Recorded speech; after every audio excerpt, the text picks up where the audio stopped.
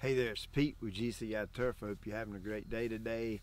And I got an email the other day. Matter of fact, I got two emails the other day. Well, one the other day and one the other week, asking me how does the Big League Lawn Roller do on shortcut turf. This right here is Kentucky Bluegrass, the GCI Turf Blue Heat. You remember I've done a full-blown renovation, not this fall, but last fall. And I grew all that in, and then went through one full spring with it, and then a full summer this past year. Done pretty good, other than that one time I turned the water off intentionally and stressed it out, and it took me a little bit of time to get it back, but I got it back rolling. Done some minor overseeding this fall, and you can see what it looks like now. It is absolutely glowing like a new penny. There are a few little spots still kind of slow to come in, but overall it's looking really good. One of these gentlemen that emailed me has Bermuda Grass. Okay, that's a turf that you can cut down really short. That's a warm season grass. And the other guy actually has Kentucky Bluegrass. And so my answer is yes to one and no to the other. Okay, Bermuda didn't really stripe all that wonderful. Of course, if you have the right equipment, like a real mower with a heavy roller, type propelling system that acts as the striping roller, yeah, it'll stripe it pretty good.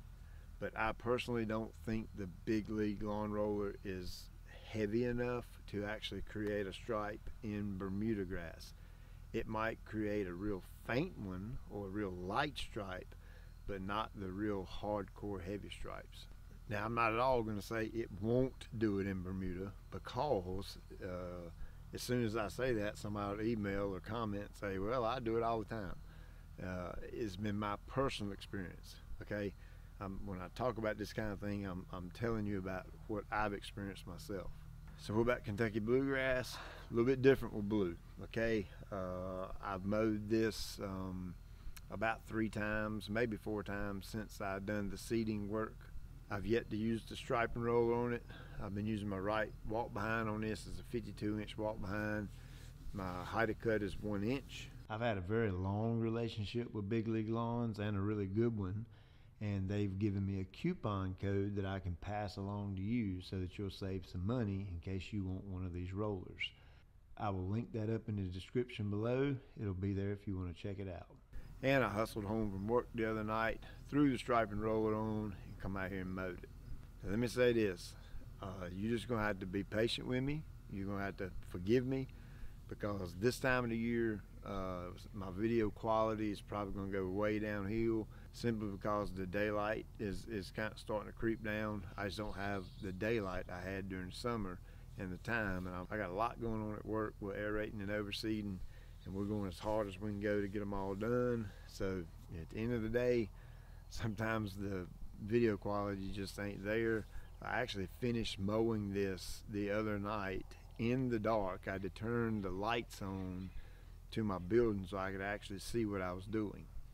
Those of you that's self-employed, y'all kind of know what I'm getting at. Sometimes it is what it is, and you don't have no choice. You got to get it done while you can get it done. So I apologize for the low lighting conditions with the mowing footage. But I'd have to say that with this being the first time using the roller on the Bluegrass since seeding, I think it striped up pretty good. I think it striped up really good. Now, if I were cutting this turf, say around 2 inches, and I had a little bit more grass blade to bend over, it would actually stripe even harder. But since I've cut it at 1 inch, the grass is a little more rigid, kind of stands straight up and down a little bit better because it's shorter, and therefore the roller doesn't quite have the weight to kind of tilt it as much as it needs to be tilted to get the hardcore stripes. Now when I use my real mower or my uplift, they have a roller built in, and that roller is really heavy, and it doesn't lay the grass over flat. It's not that kind of a tilt. It's more of a gradual tilt. But the weight of that roller on those mowers create a much harder stripe. But with that said, to answer your question, sir, about the email, is yes, I believe the Big League Lawn Roller stripes pretty dang good cut at 1 inch. And again, on the Bermuda, it's been my experience that it's not going to work all that great. Now, if you cut your Bermuda up a little bit higher so that you have more to kind of tilt over, then yeah, it'd probably do a lot better job. So out here, I'm gonna get the real mower and the uplift back out, and I got a really unique, really cool striping pattern that I'm gonna lay out here and show it to you. So it'll take me a couple of weeks to get it kind of burned in, but once I do that, I'll show it to you.